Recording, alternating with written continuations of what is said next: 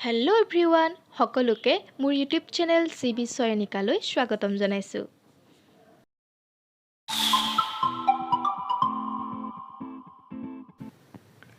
আশা কৰোঁ সকলো ভালেই আছে। মই বাৰু ভালেই আছোঁ। হঠাৎ আমি এজেগালৈ আহিছিলোঁ। ভাবিলোঁ ভিডিঅ' কৰোঁ আৰু আপোনালোকলৈ আগবঢ়াওঁ মাই ট্ৰেভেল ডায়েৰী এপিছ'ড 3।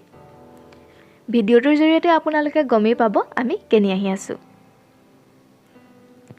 এতিয়া নিশ্চয় আপোনালোকে অলপ হ'লেও ধৰিব পাৰিছে, আমি আহি আছোঁ যোৰহাটত অৱস্থিত লাচিত বৰফুকনৰ মৈদামলৈ বুলি। লখিমপুৰৰ পৰা বৰদেউতাৰ ল'ৰাটো আৰু খুৰাৰ ল'ৰাটো আহিছিলে। দাদা আৰু মই আহিছিলোঁ টাউনলৈ এটা বিশেষ কামত। যেতিয়া বাইপাছ উঠিলোহি তেতিয়া দাদাই ক'লে এইখিনিত ক'ৰবাত ফুৰিব পৰা জেগা আছে নেকি। মই যেতিয়া ভাবিলোঁ যে এইখিনিত ঢেকীয়াখোৱা নামঘৰ আছে, লাচিত বৰফুকনৰ মৈদাম আছে আৰু মইনাপুৰীয়া নামঘৰ আছে। কিন্তু ঢেকীয়াখোৱা নামঘৰ আৰু মইনাপুৰীয়া নামঘৰলৈ আমি যাব পৰাকৈ সাজ পিন্ধি অহা নাছিলোঁ। ভাবিলোঁ লাচিত বৰফুকনৰ মৈদামলৈকে লৈ যাওঁ। দাদাক ক'লোঁ আমি যিহেতু চুৰিয়া বা চাদৰ মেখেলা পিন্ধি অহা নাই, সেয়েহে আমি লাচিত বৰফুকনৰ মৈদামলৈকে যাওঁ ব'লা। আৰু দাদা আৰু মই এই সেউজীয়াৰ মাজে মাজে থকা ৰাস্তাইদি আহি আছোঁ লাচিত বৰফুকনৰ মৈদামলৈ বুলি। লাচিত বৰফুকনৰ এই মৈদামটি আছে হোলোঙা পাৰত।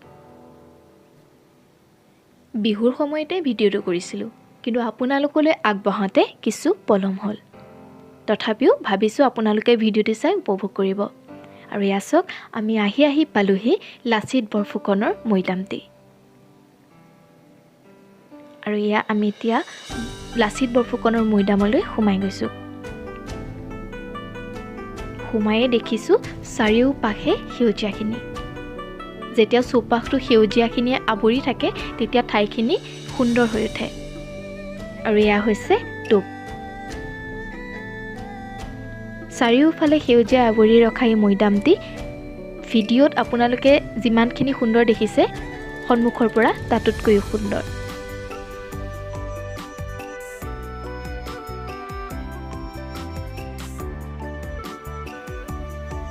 ইয়াত শিশুৰ বাবে খেলিবৰ পৰা ব্যৱস্থাও কৰি ৰাখিছে। আৰু আপোনালোকক দেখুৱাব বিচৰা সেই মৈদামটি হৈছে এইটো। এয়াই হৈছে আমাৰ জাতীয় বীৰ লাচিত বৰফুকনৰ মৈদাম। চৌপাশটো কি ধুনীয়াকৈ বেৰি ৰাখিছে নহয় জানো। এইখিনিতে আপোনালোকক কথা এটি কওঁ। চৰাইদেউত যিখিনি মৈদাম অৱস্থিত হৈ আছে, সেই মৈদামখিনিৰ ওপৰত বহুলোকে উঠি ফটো মাৰে, ভিডিঅ' বনায়, সেয়া মই নিজ চকুৰে দেখি আহিছোঁ। এনে কিছুমান কাম আপোনালোকে নকৰিব। বহুতে কয় মৈদামৰ ওপৰত উঠি ফটো মাৰিব নাপায় বা ভিডিঅ' কৰিব নাপায়, মানে মৈদামৰ ওপৰলৈ উঠিব নাপায়। মই পাই নাপায় বিষয়টোলৈ নাযাওঁ, কিন্তু যিটো লজিক হয় সেইটো ক'বলৈ বিচাৰিছোঁ। এই যে মৈদামখিনি বহুত ওখ হৈ থাকে আৰু তাত আমি যেতিয়া উঠি যাওঁ, হঠাৎ যদি আমাৰ ভৰিটো পিছল খাই আমি তললৈ পৰি যাওঁ, আমাৰ এটা ডাঙৰ দুৰ্ঘটনা নহ'বনে? সেই দুৰ্ঘটনাটোৰ পৰা বাচিবৰ কাৰণে আপোনালোকে পৰাপক্ষত মৈদামৰ ওপৰত উঠি ফটো বা ভিডিঅ' নকৰিব। লাচিত বৰফুকনৰ বিষয়েনো মই বিশেষভাৱে কি ক'ম, বহুলোকে জানেই। তথাপিও যিখিনি কণ মইনাসকলে মোৰ ভিডিঅ'খিনি চাই, সেইসকলক জনাবৰ বাবেই মই অকণমান লাচিত বৰফুকনৰ বিষয়ে ক'ব বিচাৰিছোঁ। লাচিত বৰফুকনৰ জন্ম হৈছিলে 24 নৱেম্বৰ 1622 চনত। তেখেতৰ ঘৰ আছিলে গড়গাঁৱত। লাচিত বৰফুকন এজন বীৰ আছিলে। তেখেত আহোম ৰাজ্যৰ 9মজন বৰফুকন। 1671 চনত তেখেতে অসমীয়া সেনাৰ দ্বাৰা বিশাল মোগল সৈন্য বাহিনীক পৰাজিত কৰি অসমৰ পৰা আঁতৰাই পঠিয়াইছিল। শৰাইঘাট বুলি ক'লে আমাৰ মনলৈ অহা প্ৰথম নামটোৱে হৈছে লাচিত বৰফুকন, নহয় জানো? শৰাইঘাটৰ যুদ্ধত লাচিতে দেখুওৱা বিক্ৰমৰ ফলস্বৰূপে অসমৰ বুৰঞ্জীত তেখেতৰ নাম এতিয়াও জিলিকি আছে।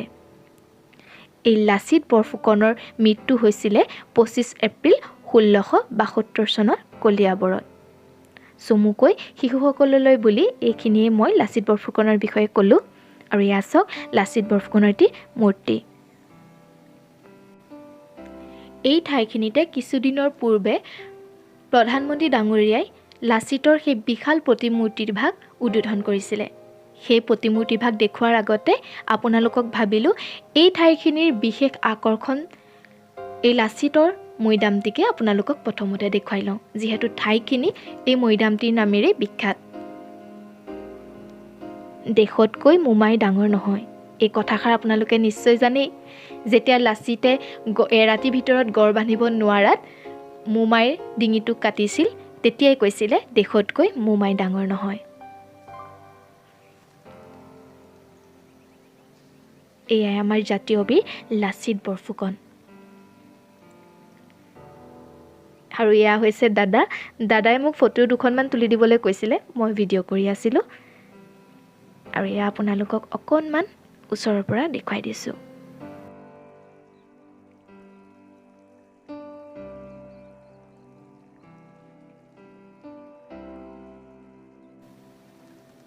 আৰু এইটো হৈছে লাচিত ভৱন। ইয়াৰ ভিতৰত কি আছে মই গম নাপালোঁ, যিহেতু আমি চাব নোৱাৰিলোঁ আৰু সেইকণত কোনো মানুহকো নাপালোঁ যে ইয়াৰ ভিতৰত কি আছে জানিব পৰাকৈ। তথাপিও আপোনালোকক লাচিত ভৱনটো চাৰিওকাষটো দেখাবলৈ চেষ্টা কৰিছোঁ।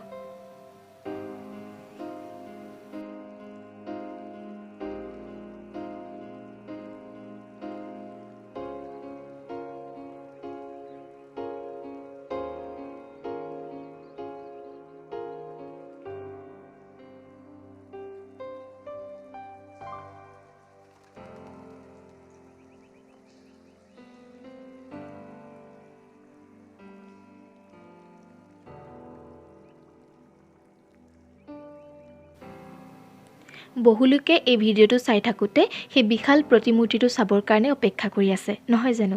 সেয়া আপোনালোকক দেখুৱাবলৈ বিচাৰিছোঁ। আৰু এয়া চাওক, এতিয়া বৰ্তমান এই জেগাখিনি বনাই আছে, সম্পূৰ্ণ হৈ উঠা নাই। সম্পূৰ্ণ হ'লে যেতিয়া আকৌ আহিম, তেতিয়া নিশ্চয় আকৌ এবাৰ ভিডিঅ' কৰি আপোনালোকক ভালদৰে দেখুৱাম।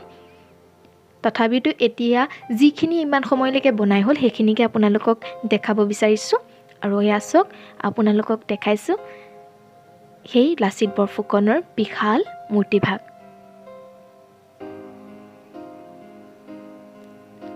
জাতীয় বীৰ লাচিত বৰফুকন। যেতিয়া সম্পূৰ্ণ হৈ উঠিব, এই ঠাইখিনি আৰু সুন্দৰ হৈ উঠিব।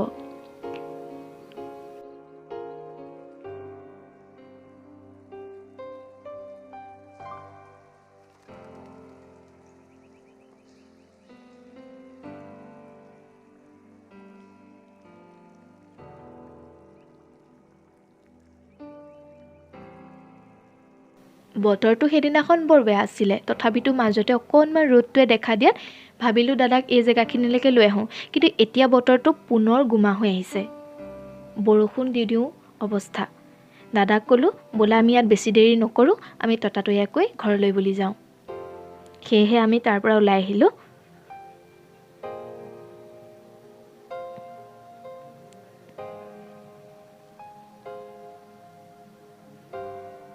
আৰু এয়া চাওক, ঠাইখিনি এনেকুৱা ধৰণে বনোৱা হ'ব। আৰু এয়া আমি বিশেষ পলম নকৰি দাদা আৰু মই পুনৰ ঘৰলৈ বুলি উভতি আহিছোঁ। ভিডিঅ'টোত কিমানখিনি আপোনালোকক দেখুৱাব পাৰিলোঁ সেয়া মই নাজানো, ভাবিছোঁ আপোনালোকে চাই উপভোগ কৰিলে। আৰু পুনৰ সেউজীয়াখিনিৰ মাজে মাজে এই পথেদি আমি ঘৰলৈ বুলি বাট ল'লোঁ।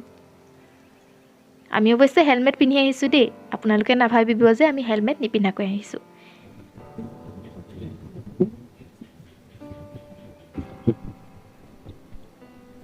হেলমেট আনিছে।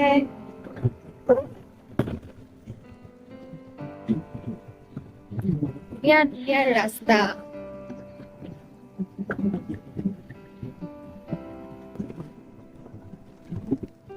তো এইটোৱে আছিলে মোৰ ট্ৰেভেল ডায়েৰিজ এপিছ'ড 3। আজি এপিছ'ডটো মই ইমানতে সমাপ্ত কৰিছোঁ। আই হোপ আপোনালোকৰ ভিডিঅ'টো ভাল লাগিলে, আৰু যদি ভাল লাগিছে তেন্তে লাইক কৰিব, শ্বেয়াৰ কৰিব আৰু কমেণ্ট কৰি জনাবলৈ নাপাহৰিব আপোনালোকে ভিডিঅ'টো কেনেকুৱা পালে। বহুত দিনৰ মূৰত ভিডিঅ' এটা আপলোড কৰিছোঁ, আশা কৰোঁ আপোনালোকে আঁকোৱালি ল'ব। Thank U.